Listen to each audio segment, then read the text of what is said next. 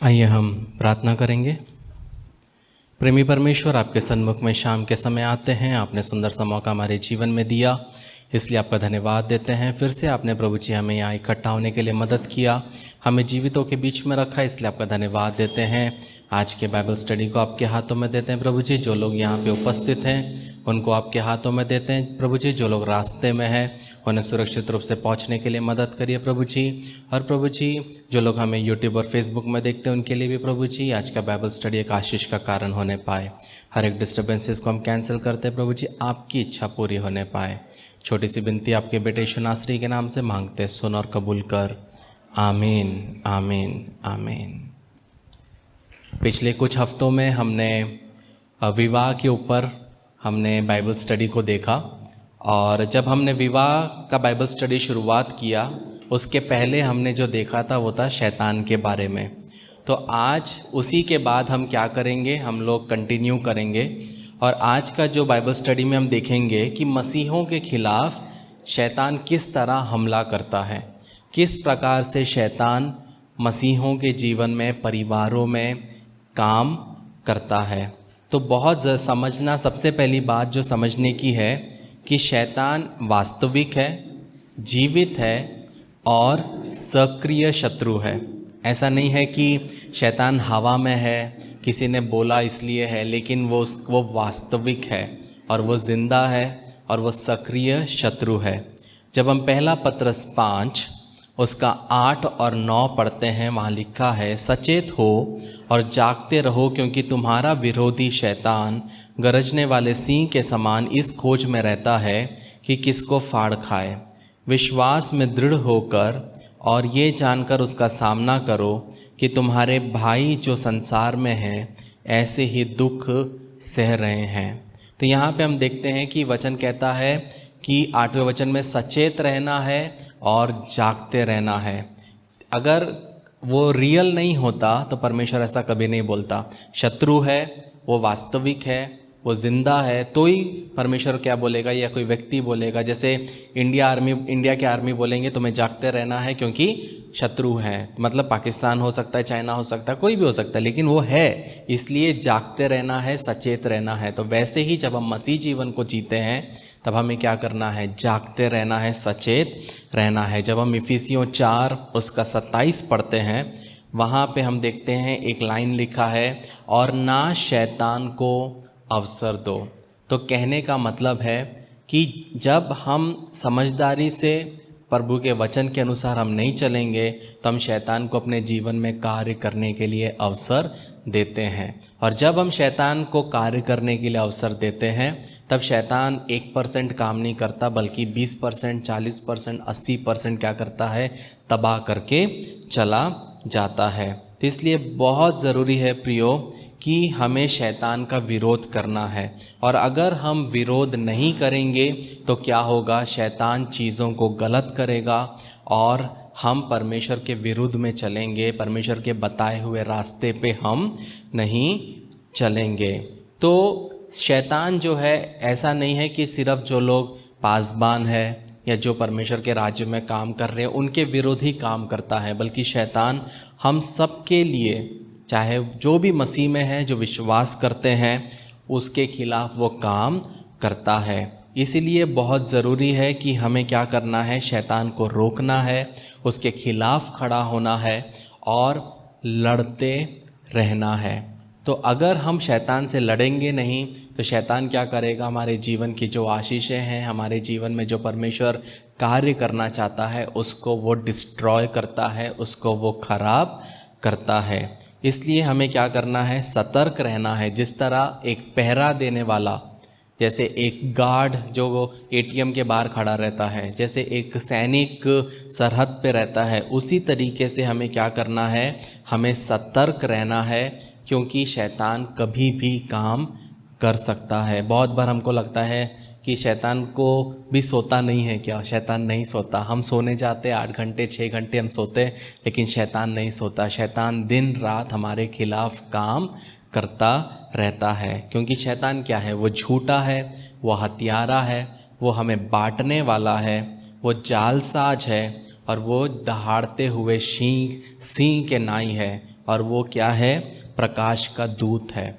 तो कहने का मतलब है कि जैसे एक व्यक्ति कार्य करता है वैसे ही शैतान हमारे जीवन में कार्य करता है। वो हमारे परिवार को तोड़ने की कोशिश करता है, वो हमारे बिजनेस को तोड़ने की कोशिश करता है, वो हमारे विवाह को तोड़ने की कोशिश करता है, वो कलीसिया को तोड़ने की कोशिश करता है, वो रिश्तों को तोड़ने की कोशिश करता है। हर एक चीज़ जो परमेश्वर को अच्छा लगता है, हर एक चीज़ जो पवित्र है, हर एक चीज़ जो परमेश्वर के बताए हुए अनुसार है, वो हर चीज़ को शैतान क्या करता है? वो नष्ट करने के लिए उसके विरुद्ध कार्य करता है। बहुत सारे मसीह बोलते मैं यीशु मसीह पे विश्वास करता हूँ, लेकिन मेरे को शैतान का कोई फ़र्क नहीं पड़ता।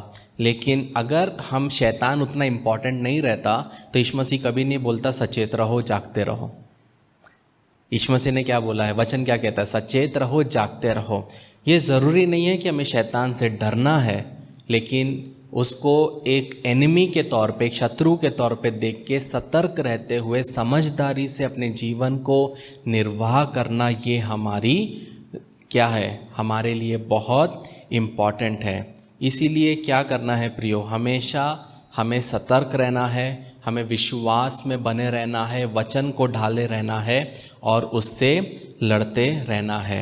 जब हम यशाया 14 और यज़िक्एल 28 पढ़ते हैं, वहाँ पे हम देख सकते हैं कि परमेश्वर और शैतान के बीच में एक युद्ध की शुरुआत होती है, युद्ध होता है। और वही चीज़ जब हम उत्पत्ति 3:15 पढ़ते हैं, वहाँ पे भी हम देखते हैं कि शैतान और मनुष्य के बीच में एक शत्रुता की क्या होता है? एक शत्रुता पैदा होता है। जब एदन की वाटिका में क्या करता है? शैतान हव्वा को फुसला के पाप करता है। तो परमेश्वर वहाँ पे क्या लिखा है? जेनेसिस 3:15 वहाँ पे लिखा है, परमेश्वर बोलता है मैं तेरे और स्त्री के बीच में और तेरे वंश और इस वंश के बीच में बैर उत्पन्न करूँगा, वह तेरे सिर को कुचल डालेगा और तू उसकी एड़ी को डसेगा। तो ये जो एक शत्रुता है वो शैतान की एदन की वाटिका से है। तो हमारा कहने का मतलब है कि वो आगे भी कार्य करता रहेगा। तो ये कुछ था इंट्रोडक्शन सॉर्ट ऑफ कि शैतान क्या है, वो कैसे कार्य करता है, हमें कैसे करना है। अब हम देखेंगे कि किस प्रकार शैतान मसीहों पर आक्रमण करता है। ये बहुत से नॉर्मल चीज़ें, ये हमारे दिन के रोज़ ब रोज़ में हमारे जीवन में होता है। हम सोचेंगे कि नॉर्मल है, लेकिन ये सिंपल चीज़ों को हम जब समझेंगे तब हम बेहतर तौर पे क्या कर पाएंगे? हम एक अच्छे मसीही बन पाएंगे। तो पहला जो आक्रमण शैतान करता है वो क्या करता है? हमारे जीवन में आलस को लाता है। तो जब हम मसीह जीवन को जीते हैं तो क्या होता है? हम बहुत बार आलसी बन जाते हैं। हमारे जीवन में क्या होता है? हमारे जीवन में भारीपन सा आने लगता है और हमें थका हुआ महसूस होता है और हमारे अंदर महत्वाकांक्षाहीन हम बन जाते हैं। महत्वाकांक्षाहीन मतलब एम्बिशन ही नहीं है, मतलब लाइफ में कुछ करना है, लाइफ में कुछ बनना है, जो हो रहा है जैसा हो रहा है चलता है, मुझे कुछ अचीव नहीं करना है। लाइफ में क्या नहीं रहेगा? गोल नहीं है। मतलब हर इंसान के जीवन में क्या होना चाहिए? गोल होना चाहिए कि मुझे 20 की उम्र में यहाँ पहुँचना है, 25 की उम्र में यहाँ पहुँचना है, 30 की उम्र में यहाँ पहुँचना है। तो वो महत्वाकांक्षाहीन क्या करता है? शैतान हमें बना देता है। तो कभी कभी जब हमको नींद नहीं आती तो हम क्या करते हैं? हम सोचते हैं, या बहुत नींद आ रही है, हम क्या सोचते हैं? आज मैंने बहुत खाना खा लिया, या वेदर बहुत बारिश का मौसम है तो मुझे नींद आ रही है, या तो लेकिन ये सब चीज़ें क्या होता है? ये हम समझ नहीं पाते कि शैतान हमारे जीवन में कार्य करता है और हम दूसरी चीज़ों पे उसको डिनोट करने की कोशिश करते हैं। तो जब ऐसा आलसीपन आपके जीवन में आता है, अचानक से एक दिन ऐसा महसूस होता है कि बस आज तो सोना ही सोना लग रहा है, आज बस बहुत वीक लग रहा है, तब आपको कुछ सवाल अपने आप से करना है। पहला कि क्या आपने पर्याप्त नींद लिया है? अगर आपने 6 घंटे की नींद ली है, नॉर्मली डॉक्टर्स बोलते हैं 6 से 8 घंटे की नींद बहुत ज़रूरी है। 6 घंटे 8 घंटे की नींद लिए हैं, फिर भी आपको बहुत नींद आ रही है, या आपको लग रहा है कि मौसम बदला है या नॉर्मली मौसम था, और फिर आप देखोगे कि आपने अच्छे से खाया है, फिर एक सवाल उठता है कि जितना होना चाहिए क्या मैं उससे ज़्यादा व्यस्त हूँ? अगर ये सब आपके लिए नॉर्मल है कि हाँ नॉर्मल वेदर है, नॉर्मल आपका नींद हुआ है, नॉर्मल आपने खाना खाया है और हर दिन की रोज़मर्रा ज़िंदगी चल रही है, और फिर भी अगर आपको आलस आ रहा है तो आपको समझना है कि क्या हो रहा है, आपके ऊपर एक शैतान का आक्रमण है कि आप अपने जीवन में उस दिन में आप जो करना चाहते हो या परमेश्वर आपके द्वारा कराना चाहता है वो आप ना करो। तो ये बहुत ज़रूरी है, जब आलसपन आता है तो क्या करना है, हमें उसे डांटना है। तो जब हम उसे डांटेंगे तब वो क्या करता है, शैतान हमारे पास से भाग जाता है। जब हम याकूब 4:7 पढ़ते हैं, जेम्स 4:7 वहाँ लिखा है, इसलिए परमेश्वर के अधीन हो जाओ और शैतान का सामना करो तो वह तुम्हारे पास से भाग जाएगा। अगर आप शैतान को पास में बुला के बारबी डॉल जैसे उसके सर पे सहला के आप रखोगे कि तू मुझ पे वार मत कर, तू यहीं सो जा, तो शैतान कभी भागेगा नहीं। आपको क्या करना है, उसके विरुद्ध में चलना है। आप क्या करोगे, जब आप उसका सामना करोगे तो वो आपके पास से भागेगा। बहुत सारे लोग बोलते हैं मुझे इसकी आदत है, मुझे उसकी आदत है, लेकिन वो आदत हमेशा रहेगी जब तक आप उसका सामना नहीं करोगे, जब तक आप उससे लड़ोगे नहीं, आप जब तक उससे हटने की कोशिश नहीं करोगे। तो हमको वो चीज़ करने के लिए क्या करना है, अपने अंदर से करना है। जिस तरह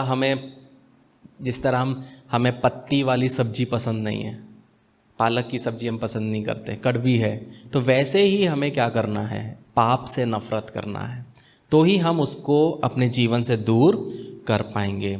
दूसरा प्रकार जो शैतान हमारे ऊपर हमला करता है वो है स्लीपलेसनेस, मतलब अनिद्रा। मतलब शैतान क्या करता है, हमेशा हमें जगाए रखता है और हम सो नहीं पाते, और ना सोने की वजह से हमारी जो रोज़मर्रा की ज़िंदगी है, हमारी गतिविधियां हैं वो रुक जाती है, हम कमज़ोर हो जाते हैं और जीवन में सामान्य काम को नहीं कर पाते। तो जब आपके जीवन में ऐसा सिचुएशन आता है, आपको नींद नहीं आ रही है, तो समझना है कि ये शैतान का एक आक्रमण है आपके ऊपर, ताकि आपके रोज़मर्रा की ज़िंदगी को क्या करे, वो उथल पुथल करे। तो जब आपके जीवन में ऐसा आता है तब आपको क्या करना है, वचन कहता है कि वो अपने बच्चों को अच्छी नींद देता है। तो वो वचन को कबूल करके आपको क्या करना है, परमेश्वर मुझे नींद देता है, शैतान तुझे मेरे पे हक नहीं है, तू मुझसे दूर हो जा। तो शैतान क्या करेगा, आपसे दूर हो जाएगा। तीसरा आक्रमण क्या करता है, शैतान क्या करता है, कर्तव्यों का दबाव लाता है। जब हम मसीह जीवन को जीते हैं तो हमें एक चीज़ समझना है कि मेरा ज़िंदगी, मेरा परिवार, मेरे बच्चे, मेरा बिजनेस, हर एक चीज़ किसका है, परमेश्वर का है। तो इसलिए यीशु मसीह बोलता है कि अपना बोझ मुझ पर डालो। तो आप सोचोगे, आप टेंशन लेते रहोगे, मेरी बेटी का क्या होगा, मेरे बेटे का क्या होगा। वो टेंशन चाहता है शैतान, ताकि वो जब आप वो टेंशन करते रहोगे आप अपने कर्तव्यों में क्या हो जाओगे, दबते जाओगे। और कभी कभी ऐसा होगा कि बहुत जल्दी आपको कहीं पहुंचना है और एकदम से ट्रैफिक जैम लगा देगा शैतान, ताकि आपको वो और फ्रस्ट्रेट करे। और हो सकता है कभी कभी आप इतने फ्रस्ट्रेटेड हो जाते हो कि बच्चे छोटी छोटी चीज़ 3-4 बार मांगते हैं, आप एकदम से गुस्सा हो जाते हो, 2 लगा के दे देते हो। वही शैतान चाहता है। तो शैतान क्या करता है, आपके कर्तव्यों का दबाव, मतलब हो सकता है खाना बनाना आपके लिए बहुत बड़ा एक चीज़ है कि मुझे खाना बनाना है, और उस चीज़ के ऊपर आप इतना टेंशन ले लेते हो कि आप अपने पति की नहीं सुनते, बच्चे की नहीं सुनते, आप सब चिड़चिड़ापन करते हो और पूरे घर का माहौल ख़राब कर देते हो। या वैसे ही होता है कि हस्बैंड के लिए उसका ऑफिस इंपॉर्टेंट है, वो लेट हो रहा है, और उस प्रेशर में वो क्या करता है, अपनी बीवी पे, अपने बच्चों पे भड़कता है। तो इस तरह ये कर्तव्यों के दबाव से शैतान हमारे जीवन में आक्रमण करता है। चौथा, शैतान क्या करता है, हमें बेचैन करता है। जब हम मसीह जीवन को जीते हैं, हर चीज़ हमारे हिसाब से नहीं होगी, थोड़ा बहुत ऊंच नीच हमेशा बना रहेगा। तो शैतान क्या करता है, वो हमारे शरीर पर हमला करने की कोशिश करता है और हमें परेशान करता है। कैसे, बेचैन करके।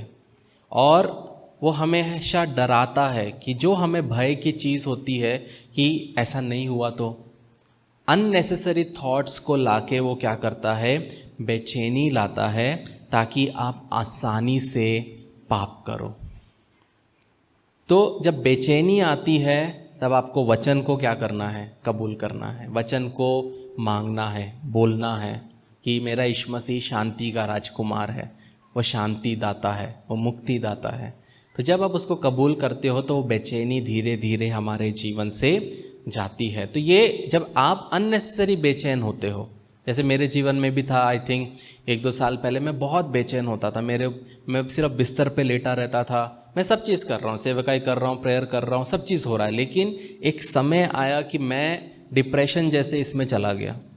अननेसेसरी डिप्रेशन, अननेसेसरी थॉट्स, मैं ना खा पाता था ना बैठ पाता था, और वो चला कुछ महीने। लेकिन एट दी एंड मैंने डिसाइड किया कि ऐसा नहीं चलेगा, जो होना है होगा, मैं मसीह के लिए जीऊँगा।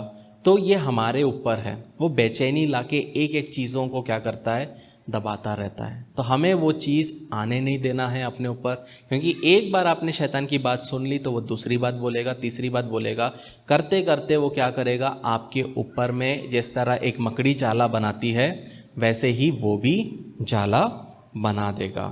5वां चीज़ जो शैतान आक्रमण करता है कि शैतान दिमाग खराब कर देता है। जब हम 2 कोरिन्थियंस 4:4 पढ़ते हैं, वहाँ लिखा है, और उन अविश्वासियों के लिए जिनकी बुद्धि इस संसार के ईश्वर ने अंधी कर दी है, ताकि मसीह जो परमेश्वर का प्रतिरूप है उसके तेजोमय सुसमाचार का प्रकाश उन पर ना चमके। यहाँ पे हम देखते हैं कि शैतान क्या करता है? संसार का ईश्वर मतलब शैतान, वो लोगों को अंधा कर देता है ताकि वो यीशु मसीह के सुसमाचार का प्रकाश को क्या ना कर सके, उन पर ना चमके। तो यहाँ पे हम देखते हैं कि शैतान हमारे दिमाग को क्या करता है? खराब करता है। कैसे? वो हमारे जीवन में नियंत्रण पाने की कोशिश करता है। वो हमसे गलत गलत चीज़ों को बताता है, रॉन्ग थॉट्स को लाता है, गलत सोच विचार को लाता है, और जब हम उसकी बात सुनते हैं तब क्या होता है? धीरे धीरे वो उसका हक हमारे ऊपर बनता रहता है। बहुत बार जब आपकी शादी होने के पहले आपको, या जब आपकी शादी होती है, बहुत बार शैतान ऐसे ऐसे विचारों को लाता है कि तू कभी बाप नहीं बन पाएगा, तू कभी माँ नहीं बन पाएगी, या तू कभी एक अच्छा बाप नहीं होगा, या तू कभी अच्छी माँ नहीं बनेगी, तेरा परिवार कभी भी सुखी नहीं होगा। जैसे तेरा परिवार मैंने नष्ट किया, तेरे पिता का परिवार जैसे खराब था, वैसे ही तेरे बच्चे भी सफ़र। ऐसे ऐसे थॉट्स को शैतान क्या करेगा? विचारों को लाएगा, और उसके बाद क्या होगा? वो हमारे विचारों के द्वारा हमारे मन में प्रवेश होता है, और उसके बाद वो सोच कर के क्या होता है? हमारा रोज़मर्रा का ज़िंदगी वो ख़राब करता है, और जो अच्छा होने वाला रहता है उसको भी वो ख़त्म करता है। क्योंकि परमेश्वर का वचन कहता है कि जैसे मनुष्य होता है उसके विचार के अनुसार वो बनता है। मतलब आप किस प्रकार के विचार करते हो उस प्रकार के मनुष्य आप बनोगे। अगर आप हमेशा क्या बोलते गलत चीज़ों के बारे में सोचोगे तो आपको गलत चीज़ें ही करने की इच्छा होगी, लेकिन अगर आप अच्छी चीज़ों के बारे में सोचोगे तो आपको अच्छी चीज़ें करने की इच्छा होगी। तो शैतान क्या करता है? हमारे जीवन में कड़वाहट को लाता है, हमारे जीवन में द्वेष को लाता है, निराशा को लाता है, और बहुत बार घमंड के माध्यम से हमारे मन में प्रवेश करता है। तो बहुत बार हमको ऐसा लगता है मुझे सब आता है। तो जिस मोमेंट हमको लगता है हमें सब आता है, मतलब हमारा गिरना शुरू। मैं यहाँ पे खड़ा हूँ, मुझे पता है मैं क्या कर सकता हूँ, मैं क्या नहीं कर सकता हूँ। जिस तरह राहुल भारी चीज़ को उठा सकता है, मैं नहीं उठा सकता, मेरा शरीर उसके लायक नहीं है। जिस तरह मनीष पैड बजाता है, मैं नहीं बजा सकता।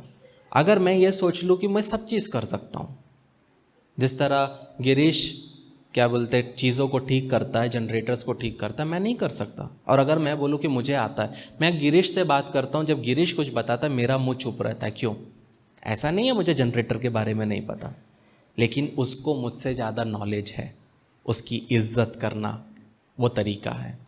जब मैं मनीष से बात करूँगा, इंस्ट्रूमेंट्स के बारे में बात करूँगा, मुझे पता है पर मैं चुप रहूँगा। तो ये ताकि शैतान क्या ना करे, मेरे अंदर ना घुसे। जब मैं अननेसेसरी बकर बकर करूँगा, घमंड करूँगा, हर चीज़ में घुसूँगा, शैतान मेरे अंदर काम करेगा। इसलिए बहुत ज़रूरी है कहाँ क्या बोलना, किसके सामने क्या बोलना। थोड़ा बोलो, कम बोलो, सोच समझ के बोलो। हर एक व्यक्ति परफेक्ट नहीं है, हम सबको एक दूसरे की क्या है, ज़रूरत है। तो कड़वाहट के द्वारा शैतान हमारे अंदर काम करता है। हो सकता है कोई कुछ प्रॉब्लम हुआ, कड़वाहट आ गया, वो कड़वाहट क्या करता है, शैतान भर भर के हमारे रिश्ते को, परमेश्वर के काम को हमारे जीवन में नष्ट करता है। छठवां तरीका जो शैतान हमारे जीवन में आक्रमण करता है वो है मौत से। तो शैतान क्या है, एक हत्यारा है और वो मानव जाति पर हमेशा क्या करता है, दावा करना चाहता है कि ये मेरे हैं। लेकिन परमेश्वर के पास जीवन और मृत्यु की कुंजियां हैं। फिर भी कभी कभी समय पे परमेश्वर ये जो कुंजी है शैतान को देता है, ये हक शैतान को देता है। जब हम देखते हैं अय्यूब के जीवन में, जब हम उसका पहला उसका 12 पढ़ते हैं वहाँ पे, और पहला उसका 18 और 19 पढ़ते हैं, वहाँ पे हम देखते हैं कि एक ही दिन में शैतान के 7 बेटे और 3 बेटियाँ मर जाती हैं। तो परमेश्वर वो चीज़ करने के लिए अनुमति देता है। शैतान करता है पर परमेश्वर अनुमति देता है। तो बहुत बार हमारे जीवन में मृत्यु के द्वारा शैतान आक्रमण करता है। जिस वक्त हमारे जीवन में सबसे बड़ा आशीष आता है या बहुत खुशी का मौका रहता है, बहुत बार देखना, बहुत परिवारों में ऐसा हुआ है, जब बहुत खुशी के मौके पे कोई ना कोई मर जाता है, तो शैतान का एक आक्रमण है कि वो खुशी के माहौल को मातम में बदले। इसलिए जब हम मसीह जीवन में जीते हैं तो हमेशा प्रार्थना करना है कि जो समय परमेश्वर ने दिया है उसी समय पे मैं मरूंगा या मरूंगी, उसके पहले मैं नहीं मरूंगा, मैं नहीं मरूंगी। शैतान तुझे, मुझ पे, मेरे जीवन पे, मेरे परिवार पे कोई हक नहीं है। वैसे ही जब हम जीते हैं तो बहुत ज़रूरी है कि हम प्रार्थना करें कि शैतान मेरे मरने के बाद मेरे शरीर पे, मेरे चेहरे पे तेरा कोई हक नहीं। हम बहुत बार बोलते मेरी दादी आई, मेरी नानी आई, मेरे काका आए मरने के बाद, वो नहीं है, वो शैतान है जो उनका चेहरा लेके आता है। इसलिए जब हम जीवित रहते हैं तो ये प्रेयर करना ज़रूरी है कि शैतान तुझे मेरे चेहरे पे हक नहीं है, मेरे शरीर पे हक नहीं है, मरने के बाद तू मेरे शरीर पे हक नहीं जमा सकता। तो मौत के द्वारा शैतान हमारे जीवन में आक्रमण करता है। 7वां जो आक्रमण शैतान करता है वो है आत्महत्या के द्वारा। जब हम मत्ती 4 उसका 6 पढ़ते हैं, वहाँ पे देखते हैं मत्ती 4 उसका 6, वहाँ लिखा है, और उसने कहा यदि तू परमेश्वर का पुत्र है तो अपने आप को नीचे गिरा दे, क्योंकि लिखा है वह तेरे विषय में अपने दूतों को आज्ञा देगा और वह तुझे हाथों हाथ उठा लेंगे, कहीं ऐसा ना हो कि तेरे पाँव में पत्थर से ठेस लगे। यहाँ पे शैतान क्या करना चाहता है, यीशु मसीह से आत्महत्या करवाना चाहता है।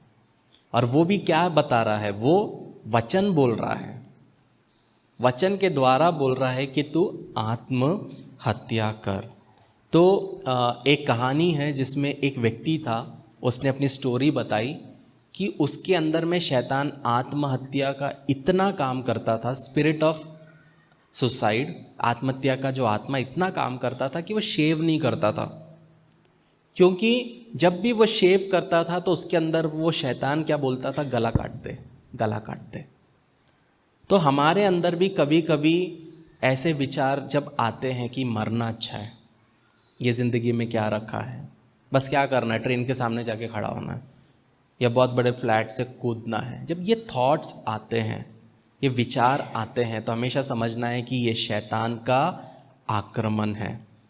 और यही चीज़ होता है जो लोग सुसाइड करते हैं, वो लोग एक दिन में कोई सुसाइड नहीं करता, वो उसमें से चलते जाते हैं और उसमें से होते हुए चलते हैं। वो एक दिन 2 दिन नहीं होता, कभी कभी सालों होता है और कभी कभी बचपन से होता है। जैसे 2 बड़े लोग बात करते हैं, उनकी बेटी या बेटा वहाँ छोटा है, बैठा है, और वो बड़े लोग बोलते कह रहे उसने सुसाइड कर लिया, उसने अपने आप को फांसी लगा ली। वो बच्चा सुनता है और जैसे वो सुनता है तो अगर वो डर गया, उसको नहीं पता वो क्या है, लेकिन वो आपके एक्सप्रेशन से जब वो डरता है, वो आत्मा उसके अंदर काम करने लग जाता है और फिर वहीं से उसके अंदर में एक ईगरनेस होता है। फिर वो सुसाइड के ऊपर में स्टडी करने लगता है, कैसे करते, क्या करते, इंटरेस्टिंग लगता है। और फिर एक समय आता है वो कर लेता है। अभी आप न्यूज़ पढ़ोगे तो 5th क्लास के बच्चे भी सुसाइड कर रहे हैं, उससे भी छोटे बच्चे सुसाइड कर रहे हैं। तो ये एक आक्रमण है शैतान का उस बच्चे के जीवन में, व्यक्ति के जीवन में, परिवार पे। तो बहुत ज़रूरी है कि जब आपके अंदर ऐसे थॉट आते हैं कि बेटर है मैं मर जाऊं, ख़त्म हो जाऊं, तो हमेशा समझना है कि ये थॉट परमेश्वर की ओर से नहीं है, ये विचार परमेश्वर की ओर से नहीं है, ये शैतान ला रहा है। मैंने एक बुक पढ़ा था जिसमें वाई सुसाइड करके था, तो उसमें बहुत सारे लोगों के कहानियाँ लिखी थी जिन्होंने सुसाइड किया लेकिन बच गए। तो उसमें एक व्यक्ति था जिसने अपने आप को ऐसे गोली मारा, गोली आँख में लगा। वो बोलता है अच्छा हुआ मैं अंधा हो गया, मरा नहीं। तो कहने का मतलब है जैसे सुसाइड हम कर लेते हैं उसके बाद हमको समझ में आता है कि ये प्रॉब्लम बहुत छोटा था, इस सुसाइड के लायक नहीं था, लेकिन हम कुछ नहीं कर सकते। एक बार हमारी मृत्यु हो गई तो हम वापस नहीं आ सकते। तो ये थॉट आ रहा है तो समझना है कि शैतान क्या कर रहा है, अटैक कर रहा है। 8वां तरीका जो शैतान हमारे जीवन में अटैक करता है वो है मिजाज से। मिजाज मतलब मूड। हमारा मूड कभी अच्छा रहता है, कभी एकदम से ऑल ऑफ अ सडन हंसते हंसते एकदम से गुस्सा आ जाता है, और हम बोलते हैं यार अभी तक तो मैं ठीक था, इतना खुश था, ऑल ऑफ अ सडन क्या हुआ। तो कहने का मतलब है कि जब शैतान को हम लाभ उठाने देते हैं, शैतान को अपने जीवन में काम करने देते हैं, तो वो हमारे जीवन में हमारे मूड्स को चेंज कर पाता है।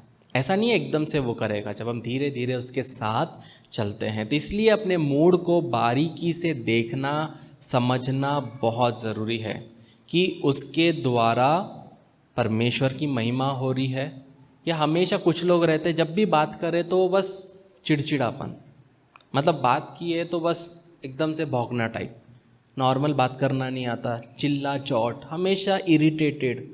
वो समझना है कि वो शैतान उनके जीवन में कार्य कर रहा है, क्योंकि जिसके अंदर परमेश्वर का आत्मा है वो बहुत दीनता से, अच्छाई से बात करेगा, वो कभी भी इरिटेट नहीं करेगा, वो समझाएगा। तो हम जब बात करते हैं, जब भले हमारे जीवन में कितना भी प्रॉब्लम क्यों ना हो, लेकिन हम किस तरह दूसरे से व्यवहार करते हैं ये बहुत ज़रूरी है। अगर मेरा मूड ख़राब है और आप कॉल करोगे और मैं आप पे चिल्ला दूंगा तो मुझ में परमेश्वर का आत्मा नहीं। तो जब हमारा मूड शैतान ख़राब करता है, चीज़ों को ख़राब करता है, हो सकता है आप कुछ बनाना चाहते हो खाने में, वैसा नहीं बना और एकदम से आपका मूड ख़राब हो जाता है, 4 घंटे मैंने लगाया लेकिन अच्छा नहीं बना, आप एकदम से इरिटेट हो जाते हो, वो गुस्सा आप दूसरे पे निकालते हो। ऐसी बहुत सारी चीज़ें हैं। तो ये शैतान क्या करता है, मिजाज के द्वारा हमारे जीवन पे अटैक करता है। 9वां तरीका जिससे शैतान अटैक करता है वो है पैसे खर्च करने की आदत। तो ये जो आदत है सब लोगों को होती है, लेकिन अलग अलग तरीके से होती है। एक महिला के बारे में सुना मैंने जिसने 10 वर्ष में, कितने वर्ष में, 10 वर्ष में 16 अलग अलग घरों को खरीदा और हर घर में अलग फर्नीचर। तो वहाँ पे हम देख सकते हैं कि उसने कितना पैसा वेस्ट किया। तो किसी के अंदर में क्या होता है कि वो एक रहता है ड्राइव, कुछ खरीदना है, कुछ नया खरीदना, भले 10 रुपये का हो, भले 20 रुपये का हो, या भले 2000 का हो, पर जब तक वो शॉपिंग नहीं करेंगे, जब तक वो पैसा नहीं उड़ाएंगे, तब तक उनको एक इरिटेशन रहता है, कुछ खरीद लेना है ना तेरे पास, वो हमेशा खरीदना खरीदना, कैसे खर्च करे।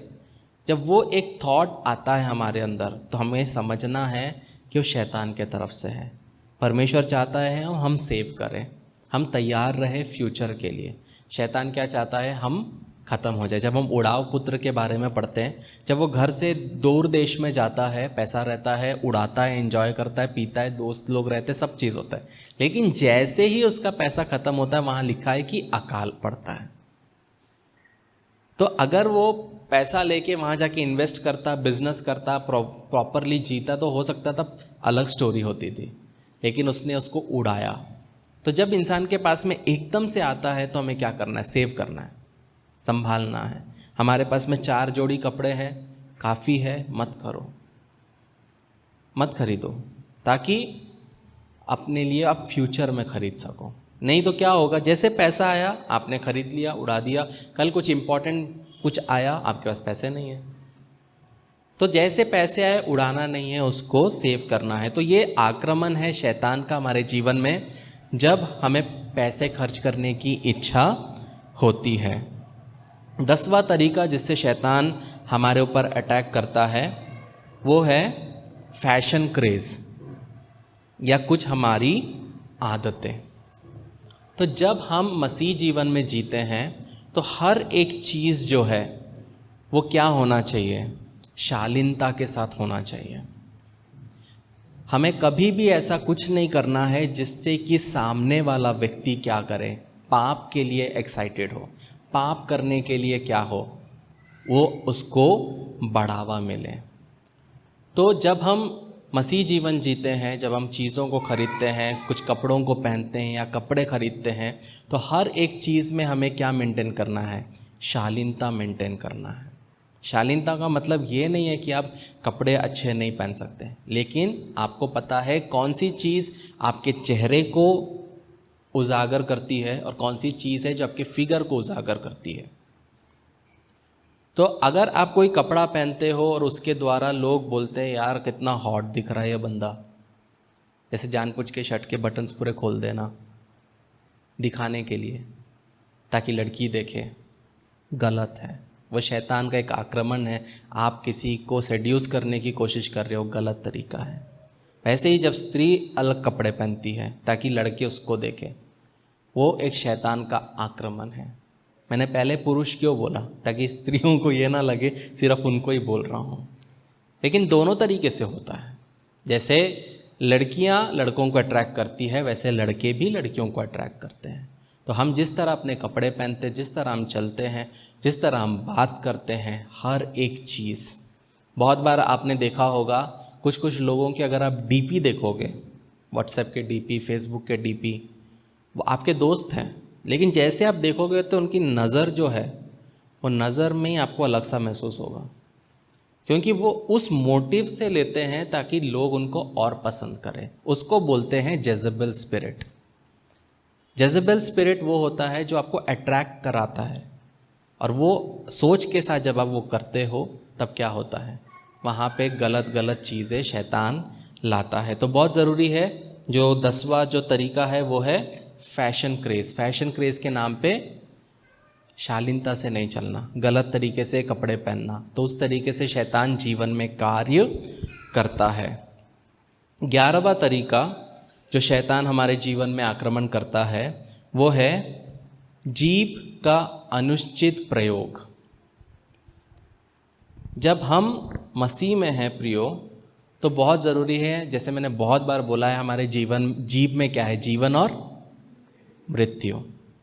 आप अच्छा बोलोगे, समझदारी से अपना जबान चलाओगे, आपका परिवार, आपका हर एक चीज़ में आशीष रहेगा।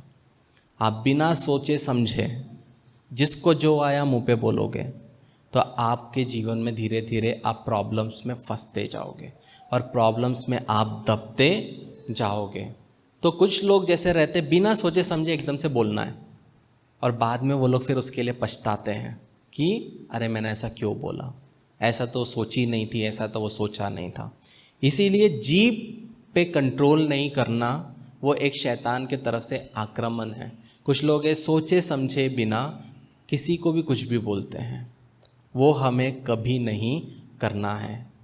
क्या चीज़ हम बोल रहे हैं उससे उस व्यक्ति को प्रोत्साहन मिलेगा या वो व्यक्ति डिस्करेज होगा, ये समझना बहुत ज़रूरी है। मुझसे बहुत लोग पूछते हैं, जब उनका कोई वीडियो निकलता है, उनका कोई सॉन्ग निकलता है, बहुत सारे लोग मुझसे पूछते कैसा है। मैं हमेशा एक चीज़ बोलता हूँ, अच्छा है। कमियाँ बहुत रहेगी, लेकिन मैं हमेशा अपने ज़ुबान को मोटिवेट करने के लिए उपयोग में लाता हूँ।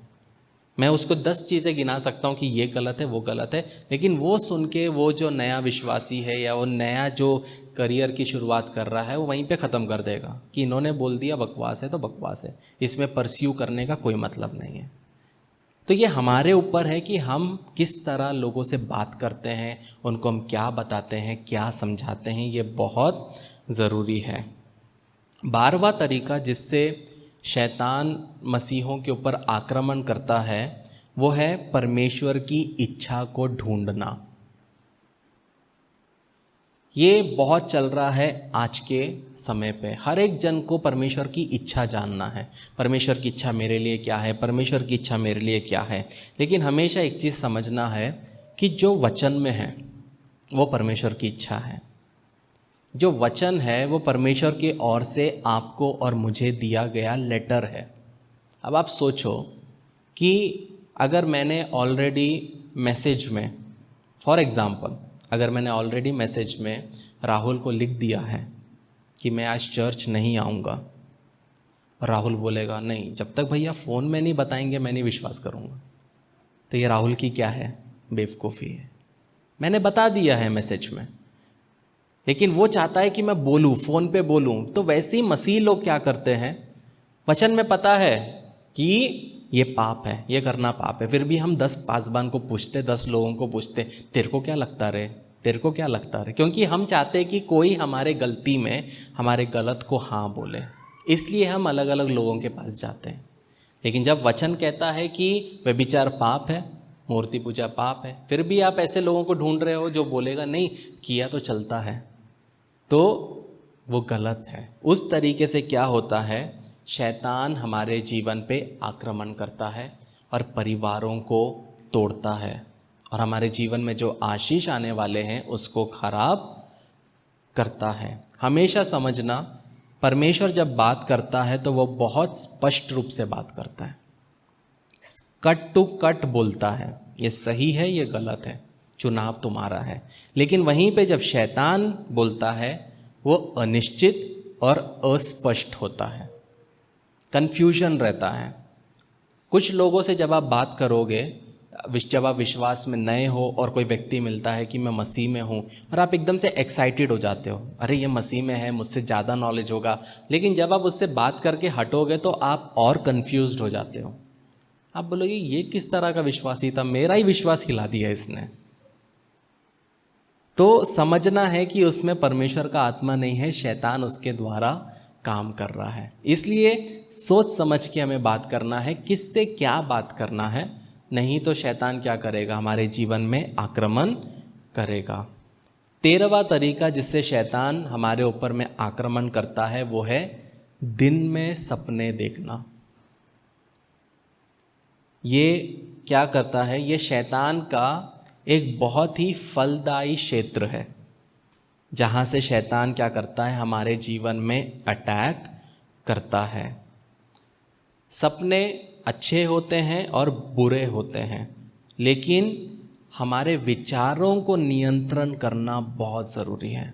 मैं एक व्यक्ति को जानता हूँ, उनकी मृत्यु हो गई है। जब भी उनसे बात करो वो हमेशा एक ही चीज़ बोलते थे, यहाँ से इतना करूँगा, वहाँ से इतना करूँगा, इतना पैसा का उतना करूँगा, ऐसे कर करके बस हमेशा हवा में, वो आमदनी अट्ठन्नी खर्चा वैसा बात। डे ड्रीमिंग बोलते हैं उसको, मतलब दिन में सपने देखना। और बहुत बार क्या होता है प्रियो, कि इसका परिणाम जो होता है हमारे जीवन में हम कुछ अकम्प्लिश नहीं कर पाते, क्योंकि हमको सोचने में ज़्यादा मज़ा आता है। हम सिर्फ सोचते रहते हैं अब मैं ऐसा हो जाएगा, वैसा हो जाएगा, और उसके बाद क्या होता है, जब करने की बारी आती तो हाथ में तो कुछ नहीं है, क्योंकि हमने सेव नहीं किया, क्योंकि हमारे पास कोई कैपिटल नहीं है। तो इसीलिए बहुत ज़रूरी है कि हमें दिन में सपने नहीं देखना है। विज़न होना ज़रूरी है। अगर आपका विज़न है कि मुझे ट्यूशन क्लास खोलना है, अच्छी बात है, लेकिन अगर आप सुबह से शाम तक बस यही सोचोगे, पहले दिन चलो मेरे 4 बच्चे आ जाएंगे, मुझे 4000 रुपये मिलेंगे, फिर 4000 से मैं ये करूँगा वो करूँगी, ऐसा ऐसा करके अननेसेसरी, जैसे वो एक सपना देखने वाला व्यक्ति था ना, मुंगेरी लाल का कहानी, जो सपने देखता रहता है, फिर एकदम से लास्ट में एक व्यक्ति बोलता है टाइम कितना हुआ, वो एक दूध का डब्बा लेके जाता है, 1 लीटर, बोलता है इसको बेचूंगा, इससे इतना पैसा होगा, फिर 2 लीटर बेचूंगा, फिर 6 लीटर बेचूंगा, फिर उससे ये दूध का डेयरी खरीदूंगा। एट दी एंड एक व्यक्ति बोलता है टाइम कितना हुआ, वो घड़ी मोड़ता है, दूध गिर जाता है, सपना खत्म। तो ये चीज़ हमें कभी नहीं करना। ये एक तरीके से शैतान का अटैक है हमारे जीवन में, कि हमेशा हमें क्या करना है, प्रेजेंट में जीना है, हमें क्या वास्तविकता में जीना है, जितना है उसके अनुसार जीना है। 14वां तरीका जिससे शैतान सबसे ज़्यादा परिवार को तोड़ता है, हमारे जीवन को नष्ट करता है, सेवकाई को तोड़ता है, वो है भावना, फीलिंग्स। अगर हमारे फीलिंग्स हमारे कंट्रोल में नहीं है तो शैतान क्या करेगा, हमें नष्ट कर देगा। बहुत बार हम किसी से भी बात करेंगे, अगर हमारा भावनाओं पे कंट्रोल नहीं है तो हर चीज़ में क्या होगा, हम बुरा सोचेंगे। अरे वो मेरा इंसल्ट तो नहीं कर रही थी, वो मेरा इंसल्ट तो नहीं कर रहा था, उसने ऐसा क्यों बोला, मैंने मतलब कुछ ना कुछ हमारे जो विचार है उस पे कंट्रोल नहीं है, हर जगह पे नेगेटिव है। अगर कोई बोलेंगे कि आपका कपड़ा बहुत अच्छा है, आप आज बहुत अच्छे लग रहे हो, आप एकदम से सोचोगे ये टॉन्ट था क्या, मैं सच में अच्छी लग रही हूँ क्या, या सच में वो मेरे को बुरा फील कराने के लिए, मुझे अनकंफर्टेबल फील कराने के लिए। कुछ लोग जैसे आके एकदम से बोलते हैं अरे तेरे बाल बहुत अच्छे दिख रहे हैं, एकदम से हमारे अंदर भावनाओं में हम बोलते हैं सच में बने हैं कि वो मजाक उड़ा रहा है, और हम एकदम से जाके आईने में देखेंगे ठीक है कि नहीं है, होता है ना। तो वैसी भावनाओं पे अगर कंट्रोल नहीं है, फीलिंग्स पे कंट्रोल नहीं है, कुछ भी होगा हम एकदम से नेगेटिव ले लेंगे। और अगर आपके अंदर वो है, वो शैतान का एक आक्रमण है कि कोई भी व्यक्ति अगर कुछ बोला तो आप एकदम से गुस्सा हो जाओगे, एकदम से नेगेटिव हो जाओगे, एकदम से अकेले हो जाओगे, तो वो शैतान आपके जीवन में क्या कर रहा है, आक्रमण कर रहा है, और वो अच्छा नहीं है। उसके वजह से क्या होगा, आपके परिवार में प्रॉब्लम आएगा, रिश्तों में प्रॉब्लम आएगा, सेवकाई में प्रॉब्लम आएगा, जॉब में प्रॉब्लम आएगा, बिजनेस में प्रॉब्लम आएगा, क्योंकि हर एक व्यक्ति हमारे दिन ब दिन जो हमसे मिलता है उसका एक ओपिनियन है।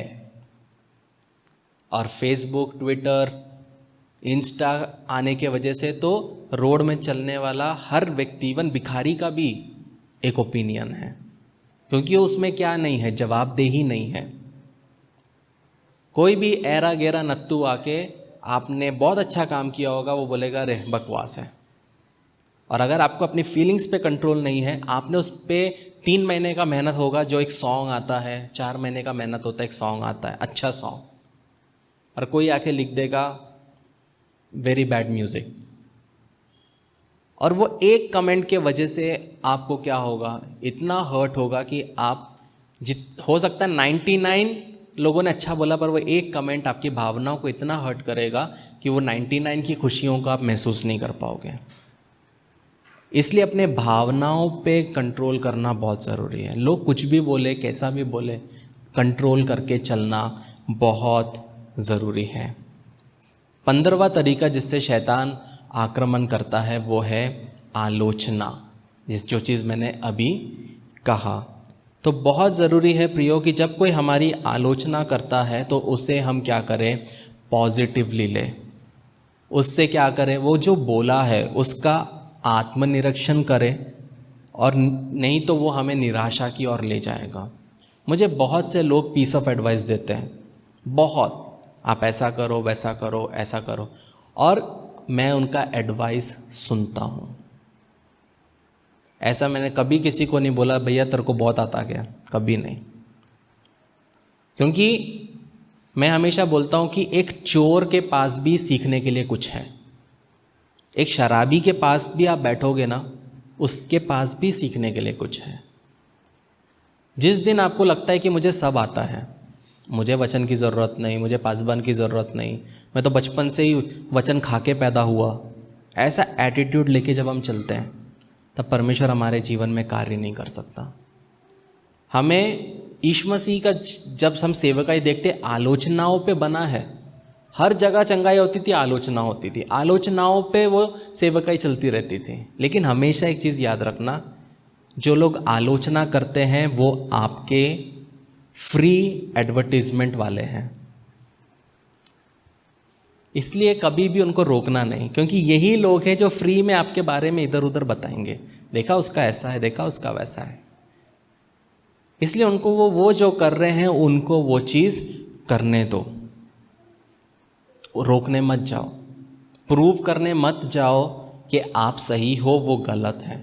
सही समय पे परमेश्वर जब आपको उठाएगा, परमेश्वर जब आपको उपयोग में लाएगा, जब वो परमेश्वर की आशीषों को आपके जीवन में देखेंगे, ऑटोमेटिकली उनको पता चल जाएगा कि जो मैंने सोचा था वैसा नहीं है। लेकिन वहीं पे अगर आप वो आलोचनाओं पे क्या करोगे, आप इम्पोर्टेंस दोगे, आप उनके घर जाओगे, लड़ोगे, मैसेज करोगे, ये करोगे, वो करोगे, एट द एंड क्या किया आपने, मैटर्स को अपने हाथ में ले लिया, फिर परमेश्वर वहाँ पे काम नहीं करेगा। 16वां तरीका जिससे शैतान हमारे जीवन में आक्रमण करता है वो है निराशा। और निराशा एक बहुत बड़ा हथियार है। बहुत बार जो हम चीज़ें करते हैं हमारे हिसाब से नहीं होती। 99% चीज़ें जो हम चाहते हैं वैसी नहीं होगी। लेकिन कभी भी शैतान को निराशा लाने नहीं देना। हो सकता है आपके दोस्त आपके आगे निकल चुके हैं, हो सकता है जहाँ पे आप पहुँचना चाहते थे आप वहाँ पे नहीं पहुँचे, कोई बात नहीं, ज़िंदगी ख़त्म नहीं हुई है। हमेशा एक चीज़ याद रखना, जो लाइफ जो है वो कभी किसी के लिए रुकती नहीं। अगर आपको लगता है कि आपके रोने धोने से, अकेले बैठने से आपको कुछ अचीव होगा, तो कुछ नहीं होगा। लेकिन वहीं पे आप मेहनत करोगे तो आगे बढ़ोगे। लाइफ को मैं हमेशा इस तरह समझाता हूँ, हम सब गाड़ी चलाते हैं, आप कितने भी गाड़ियों को ओवरटेक कर लो, कोई ना कोई गाड़ी सामने आपको मिलेगी। सही है कि नहीं है? यही जिंदगी है। आप कितना भी आगे बढ़ जाओ, हो सकता है आपका एम होगा 10 लाख, जब आप 10 लाख पहुंचोगे तो आपका दोस्त मिलेगा, अरे ये तो 50 लाख में चल रहा है। जब आप 50 लाख पहुंचोगे तो दूसरा दोस्त मिलेगा, वो 2 करोड़ में चल रहा है। आपको कभी भी लोगों से कंपटीशन नहीं करना है। जब मैं लॉन्ग ड्राइव पे या आउट ऑफ स्टेशन जाता हूँ तो हमेशा हम लोग क्या करते हैं, ओवरटेक करते हैं। जैसे ही कोई गाड़ी दिखाओ ओवरटेक करना है। लेकिन हमेशा मेरे को पता है इसको मैं ओवरटेक करूँगा, उसके आगे एक और मिलेगा, और हो सकता है कि वो कार के आगे साइकिल वाला होगा। लेकिन इसका मतलब ये नहीं है कि साइकिल वाला पावरफुल है या मैं पावरफुल हूँ या मेरी गाड़ी पावरफुल है। उसका मतलब वो है वो उसकी ज़िंदगी चल रहा है, उसके पास साइकिल है, छोटी ज़िंदगी है, लेकिन वो मेरे से आगे है। कहने का मतलब है हमेशा कोई ना कोई आपके आगे रहेगा। आप सेवकाई में आप कितना भी आगे बढ़ जाओ, हमेशा कोई ना कोई मिलेगा जो आपसे 10 कदम आगे है। इसीलिए मैं हमेशा बोलता हूँ कि लोगों से compete मत करो, अपने आप से compete करो। आपको अपने आप को बेहतर व्यक्ति बनाना है, लोगों के जैसे नहीं बनना है। वो जहाँ है वो वैसा नहीं बनना है, उसके जैसा नहीं बनना है, यीशु मसीह के जैसा बनना है। एक व्यक्ति है जो 40 में प्रधानमंत्री बना और वहीं पे एक व्यक्ति है जो 80 में प्रधानमंत्री बना। वो अपने समय पे अपनी दौड़ को दौड़ रहे हैं। तो इसका मतलब ये नहीं है कि जो 80 में बना वो 40 वाले से बेहतर नहीं था। नहीं, सबकी ज़िंदगी का अलग स्टोरी है।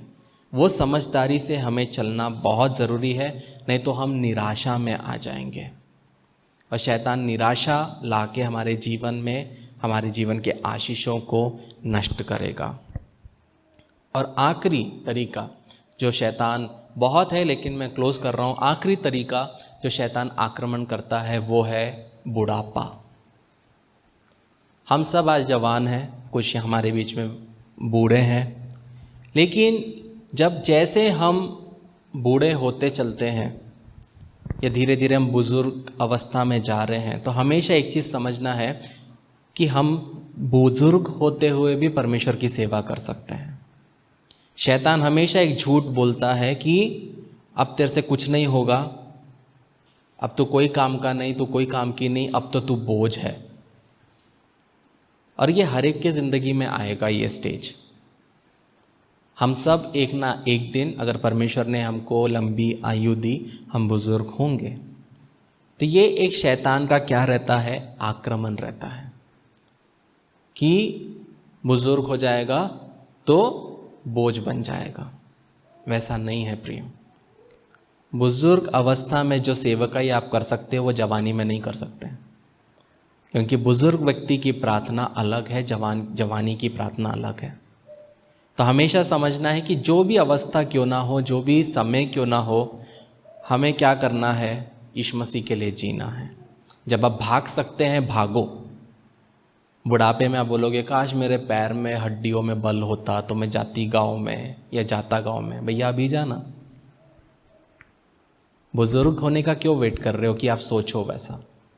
अभी करो वो चीज़। अभी जो कर सकते हो वो अभी करो। जब बुजुर्ग में आप प्रार्थना कर सकते हो अपने बच्चों के लिए, नाती पोतों के लिए, पीढ़ी दर पीढ़ी, पीढ़ी पीढ़ी के लिए, कलीसिया के लिए, कलीसिया के लोगों के लिए, उनकी ज़रूरतों के लिए, अपने बच्चों के जॉब के लिए, बिजनेस के लिए आप प्रार्थना कर सकते हैं।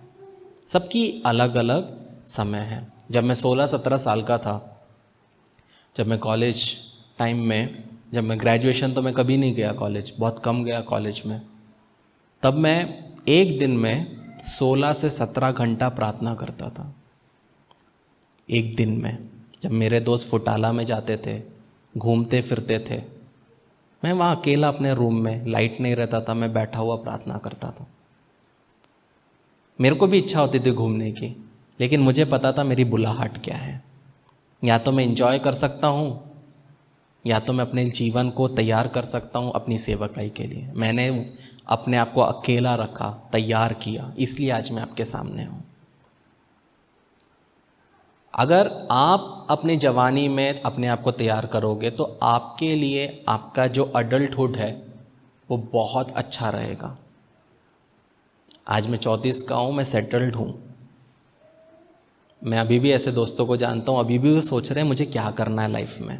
वो अभी भी बाप के पैसे पे पल रहे हैं। वो नहीं होना चाहिए। वो नहीं कब होगा? जब वो जवानी से 16-17 साल से सीरियसली अपने जीवन को लेके चलेंगे, तब जाके 20, 25, 28 की उम्र में वो सेटल हो सकते हैं। तो ये मेरे को सिखाने वाला कोई नहीं था, लेकिन हमेशा मैं तब पूछता था परमेश्वर मुझे भी तो घूमना है, मुझे भी तो जाना है। परमेश्वर बोलता रुक, तू लोकली घूमने वाला नहीं है, तू बाहर घूमेगा। वो परमेश्वर का मेरे लिए आशीष था। जब मैंने लोकल घूमना छोड़ा, वो सपने छोड़े, दोस्तों के साथ घूमना छोड़ा, परमेश्वर ने मुझे बड़े बड़े लोगों के साथ बिठाया। लेकिन हम क्या करते हैं? हमारे लिए हमारे दोस्त इंपॉर्टेंट है, टपरी पे बैठना इंपॉर्टेंट है, वो लड़कियों के बारे में बुरा बोलना इंपॉर्टेंट है, मस्ती करना इंपॉर्टेंट है। और फिर जब हम 34-35 के होते हैं, हम लोग बोलते हैं प्रभु मेरी जिंदगी को बदल। कैसे बदलेगा जब तुमने अपनी ज़िंदगी में कुछ अच्छा नहीं बोया? तो ये हमारे हाथ में है प्रियो। मैं आज जहाँ पे हूँ इसमें परमेश्वर और उसके बाद मैं, क्योंकि परमेश्वर ने मुझे बल दिया, मैं उसके अनुसार चला, लेकिन मैंने उसके लिए क्या किया? अनुमति दिया, मेरी इच्छा थी। तो ये बहुत ज़रूरी है कि हम कभी भी शैतान को क्या ना करने दें, हमारे जीवन पे आक्रमण करने ना दें। तो अगर आप सचेत रहोगे, जागरूक रहोगे, तो क्या होगा? शैतान आपके जीवन में अटैक नहीं कर सकता। तो प्रश्न ये उठता है कि उसका विरोध कैसे करें। तो उसका विरोध कैसे करें? पहला चीज़, उसके हमले को पहचानें। जब आप डॉक्टर के पास जाते हो तो डॉक्टर आपसे पूछता है क्या हुआ? आप बोलोगे ऐसा ऐसा हुआ। कब से हुआ? रात से हुआ। क्या क्या और हो रहा है? वो पूछता है, पहचानता है, फिर आपको दवाई देता है। वैसे ही जब हम मसीह में हैं, हमें पहचानना है कि शैतान किस तरह आक्रमण कर रहा है, कहाँ से आक्रमण कर रहा है, और फिर क्या करना है? उस पर काम करना है। अगर आपके जीवन में कोई एक व्यक्ति है जो व्यक्ति के वजह से आप पाप कर रहे हो, तो उस व्यक्ति को कट ऑफ करना है, ब्लॉक करना है। हो सकता है कोई चीज़ है, जो अड्डे हैं जहाँ पे आपको नहीं जाना है, जहाँ पे जब भी आप जाते हो तो पाप करते हो, उधर नहीं जाना है। जैसे एक नल वाला क्या करता है, पाइप में लीक है तो पहले वो लीक को पता करता है। वो एकदम से आके नल नहीं खोलता, एकदम से आके टेप नहीं लगाता। वो क्या करता है? देखता है लीकेज कहाँ है। वैसे अपने जीवन में शैतान कहाँ आक्रमण कर रहा है और किस तरीके से आक्रमण करना है, उसको पहचानना है, फिर उस पर क्या करना है? काम करना है। दूसरा चीज़, उसका विरोध करना है और उससे लड़ना है। अगर शैतान आपके लाइफ में काम कर रहा है और आप कुछ नहीं कर रहे, तो शैतान आपकी ज़िंदगी को और भी बदतर बनाएगा। तीसरा चीज़, जब हम इफिसियों 6 उसका 10 से 18 पढ़ते हैं, वहाँ पे हम देखते हैं कि यीशु मसीह ने हमें कवच दिया है।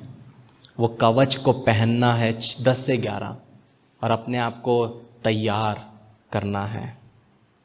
और चौथा चीज़ जो हमें क्या करना है, हमें मसीह को पहनना है। जब हम रोमियो 13 उसका 14 पढ़ते हैं, वहाँ लिखा है, वरन प्रभु यीशु मसीह को पहन लो और शरीर की अभिलाषाओं को पूरा करने का उपाय ना करो।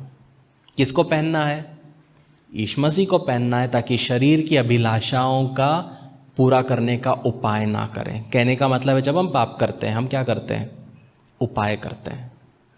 पाप करने का उपाय करते हैं। जब मैं घर से निकलूँगा, इधर जाऊँगा, वहाँ से जब आते वक्त मैं ये करके आऊँगा। हम उपाय करते हैं, प्लान करते हैं, सोचते हैं। तो जब हम मसीह को पहने रहते हैं तो हमेशा हमको पता होता है कि यीशु मसीह मेरे साथ है। हमेशा एक चीज़ याद रखना प्रियो, हर एक पाप जो हम करते हैं यीशु मसीह उसे देखता है। भले आप कमरे में हो, आप कहीं पे भी छुपे जगह पे हो, यीशु मसीह हमेशा आपको देखता है। तो जब भी आप मसीह जीवन में चलते हो तो हमेशा एक चीज़ याद रखो, यीशु मसीह आपको देख रहा है। जस्ट इमेजिन करो, यहाँ पे यीशु मसीह है, इस रूम में यीशु मसीह है। आप में से कितने लोग पाप करेंगे? क्योंकि यीशु मसीह है। लेकिन यही हमारा फेथ का टेस्ट है, यही हमारे विश्वास का टेस्ट है कि भले हम यीशु मसीह को नहीं देख पाते, वो है, वो हमेशा हमें देखते हैं, और मैं किस तरह अपने जीवन का निर्वाह करता हूँ। 5वां तरीका, वचन का प्रयोग करें। जब यीशु मसीह को शैतान ने बोला कूद जा, तब यीशु मसीह ने वचन से शैतान को काटा। तो जहाँ आपको अटैक होता है, आपके विवाह में अटैक हो रहा है, आपके शरीर में अटैक हो रहा है, उसको समझना, उसके अनुसार वचन को लेना, वचन को कबूल करना, काटना बहुत ज़रूरी है। छठा, हमें क्या करना है? आक्रामक बनना है। आप कभी भी नहीं बोल सकते इग्नोर करो, शैतान है ना, बचा रहा है, उसके पास कोई काम नहीं है ना। नहीं, आक्रामक होना है। आक्रामक कैसे होंगे? फाइटर पहन के मारने से नहीं होंगे। आक्रामक कैसे होंगे? घुटनों पे आके प्रार्थना करके। आप शैतान से कभी भी हाथ से नहीं लड़ सकते प्रियो, आप शैतान से हाथ से नहीं लड़ सकते, लेकिन घुटनों पे आप शैतान से लड़ सकते हो। एक और तरीका, 7वां तरीका जिससे आप शैतान से लड़ सकते हो, वो है अपनी इच्छा शक्ति का उपयोग करके। हम सबके पास इच्छा शक्ति है, लेकिन किसी के पास बहुत कम है, किसी के पास बहुत ज़्यादा है। कुछ लोग हैं, उनके जीवन में कितना भी कठिन समय क्यों ना आ जाए, उनका विल पावर स्ट्रांग है, वो लोग उससे लड़ लेते हैं, लेकिन कुछ लोग नहीं लड़ पाते हैं। तो जब आपको पाप से लड़ना है तो आपके अंदर का इच्छा शक्ति से लड़ना है। मैं पाप नहीं करूँगा, मैं मर जाऊँगा लेकिन पाप नहीं करूँगा। इसका मतलब ये नहीं है कि अपने आप को हम हर्ट करें, अपने आप को मारें, वो नहीं। लेकिन वो इच्छा शक्ति के साथ में जब हम चलते हैं तब क्या होता है? परमेश्वर हमें बल देता है, पवित्र आत्मा हमारी सहायता करता है। हमेशा एक चीज़ समझिए, 8वां पॉइंट, जब आपके जीवन में आक्रमण होता है तो पवित्र आत्मा के मार्गदर्शन की तलाश करें। आप अकेले नहीं हैं। आप बोलोगे मैं अकेले कैसे करूँगा? नहीं कर सकते। हम कैसे कर सकते? पवित्र आत्मा की मदद से करते हैं, क्योंकि पवित्र आत्मा हमारा मार्गदर्शन करता है, हर एक प्रलोभन से हमें बचाता है। 9वां, प्रार्थना करके। जब हम इफिसियों 6 उसका 18 पढ़ते हैं, वहाँ लिखा है, हर समय और हर प्रकार से आत्मा में प्रार्थना और विनती करते रहो, और इसलिए जागते रहो कि सब पवित्र लोगों के लिए लगातार विनती किया करो। आपको शैतान के आक्रमण से बचना है, उसके हमले से बचना है। प्रार्थना जीवन, अगर प्रार्थना जीवन नहीं है प्रियो, आप कभी भी आगे नहीं बढ़ पाओगे। ये हमेशा याद रखिए। आपका परिवार अच्छा नहीं होगा, आपका विवाह अच्छा नहीं होगा, आपकी सेवकाई अच्छी नहीं होगी, आपका बिजनेस अच्छा नहीं होगा, क्योंकि आपके जीवन में क्या नहीं है? प्रार्थना नहीं है। प्रार्थना जीवन होना बहुत आवश्यक है। और आखिरी, मसीह यीशु के लहू की याचना करें। जब हम प्रकाशित वाक्य 12 उसका 11 पढ़ते हैं, वहाँ लिखा है, वे मेमने के लहू के कारण और अपनी गवाही के वचन के कारण उस पर जयवंत हुए और उन्होंने अपने प्राण को प्रिय ना जाना, यहाँ तक कि मृत्यु भी सह ली। मेमने के लहू के कारण और अपनी गवाही के द्वारा। हर एक चीज़ में लहू से कवर करो। अपने बिजनेस को, अपने जॉब को, अपने आशीषों को, अपने परिवार को, अपने पति को, अपनी पत्नी को, आपके बच्चों को, आपके नाती पोतों को, आपके घर के खाने को, इलेक्ट्रॉनिक्स को। बहुत सारे घर होते हैं जहाँ पे जब देखो कुछ भी नया इलेक्ट्रॉनिक आता खराब हो जाता। वह शैतान उस तरह उस परिवार में नष्ट करता है। हर एक चीज़ जो आपके लिए है घर में, हर एक को लहू में कवर करो, फिर आप देखो शैतान कैसे छूता है। नहीं छू पाएगा। तो कहने का मतलब है प्रियो, शैतान आक्रमण करेगा, हमसे गलतियां होगी, लेकिन हमें क्या करना है? पहला यूहन्ना 1:19 क्या लिखा है? यदि हम अपने पापों को मान ले तो वो हमारे पापों को क्षमा करने और हमें सब अधर्म से शुद्ध करने में विश्वास योग्य और धर्मी है। यदि लिखा है, हम नहीं करते। हमको लगता है मैं पाप, क्या होता है पाप? हम ऐसा चलते हैं। हमको लगता है कि यीशु मसीह पाप किया होगा, मैं नहीं किया होगा, पाप तो पता ही नहीं है। हम इस तरह दूध के धुले हुए चलते हैं। लेकिन क्या लिखा है? अगर हम हमारे पापों को मान ले तो वो हमारे पापों को क्षमा करेगा। गलती हुई, एक्सेप्ट करो, वहीं पे करो। जब भी आप पाप करते हो और पाप करने के बाद आपको गिल्ट फीलिंग आती है, गिल्ट फीलिंग मतलब बुरा लगता है, मैंने क्यों किया। कितने लोगों को ऐसा फील होता है? हम सबको होता है। वो क्या है? वो पवित्र आत्मा का काम है। जिस दिन आप पाप करते हो और आपको गिल्ट फीलिंग नहीं आ रही, तो समझ जाओ पवित्र आत्मा छोड़ दिया है। लेकिन जब आप गलत करते हो और आपको अंदर से गिल्ट आता है कि मुझे ऐसा नहीं करना था, मैंने परमेश्वर के विरुद्ध पाप किया, मैंने अपने शरीर के विरुद्ध पाप किया, तो वो दिखाता है पवित्र आत्मा का काम आपके जीवन में अभी भी है। तो समय रहते क्या करना है? हमें उठना है, हमें युद्ध लड़ना है, क्योंकि हम एक वॉर में हैं।